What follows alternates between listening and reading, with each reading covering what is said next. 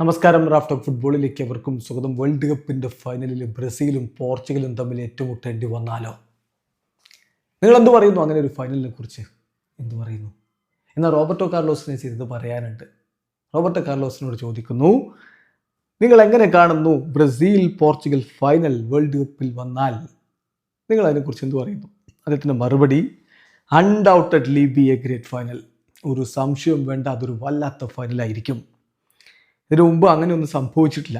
പക്ഷേ എല്ലാറ്റിനും ഒരു ഫസ്റ്റ് ടൈം ഉണ്ടല്ലോ, സോ അത് സംഭവിക്കും എന്ന് തന്നെ നമുക്ക് കരുതാം. പോർച്ചുഗലിനെ സംബന്ധിച്ചിടത്തോളം അവർ ഏത് എതിരാളികളെയും തോൽപ്പിക്കാൻ കെൽപ്പുള്ള ടീമാണ്. അവരത് റീസെൻ്റ് ഇയേഴ്സിൽ കാണിച്ചിട്ടുള്ള കാര്യവുമാണ്.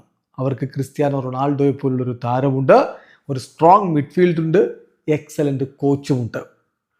അപ്പോൾ അവർക്ക് ഇനി വേണ്ട എന്താണെന്ന് വെച്ചാൽ ഹാർഡ് വർക്ക് ചെയ്യുക, പിന്നെ അതിന് കൂടെ കുറച്ച് ഭാഗ്യവും ഉണ്ടാകണം. അതല്ല ഇപ്പോഴും വേൾഡ് കപ്പിന് അതാണ് വേണ്ടത്. ഹാർഡ് വർക്ക് വേണം, ഒപ്പം ഭാഗ്യവും ഉണ്ടാവണം. പോർച്ചുഗീസ് ദേശീയ ടീം കറൻ്റ്ലി ബ്രസീലിയൻ ദേശീയ ടീമിനേക്കാൾ കോൺഫിഡൻ്റ് ആണെന്ന് ഞാൻ പറയും. കാരണം ബ്രസീൽ സമീപകാലത്ത് കോച്ചിനൊക്കെ മാറ്റിയിട്ടാണ് വരുന്നതെങ്കിൽ പോർച്ചുഗൽ അങ്ങനെയല്ല.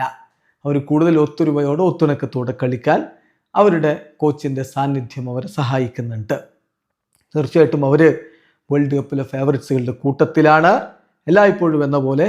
പക്ഷേ അവരിതുവരെ കിരീടമൊന്നും നേടിയിട്ടില്ലായിരിക്കാം, എങ്കിലും ഞാൻ അവരെ ഫേവററ്റുകളുടെ കൂട്ടത്തിലിടും എന്നാണ് റോബർട്ടോ കാർലോസ് പറയുന്നത്. തൻ്റെ രാജ്യമായ ബ്രസീലിയൻ ടീമിനെ കുറിച്ച് അദ്ദേഹം അല്ലാതൊന്നും ഇതിൽ പറയുന്നില്ല.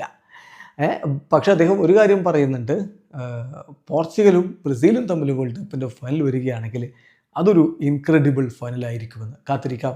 അങ്ങനെയൊന്ന് ഉണ്ടാവുമോ, ഒന്ന് സംഭവിക്കുമോ? CR7 സംഘവും ഫൈനലിൽ നെയ്മർ ജൂനിയറെയും സംഘത്തെയും നേരിടുന്ന കാഴ്ച ഒന്ന് ഓർത്ത് നോക്കിയേ. വീഡിയോ അവസാനിക്കുന്ന ഫുട്ബോൾ ലോകത്തെ കൂടുതൽ വിശേഷങ്ങളുമായി റാഫ് ടോക്സ് വീണ്ടും എത്താം.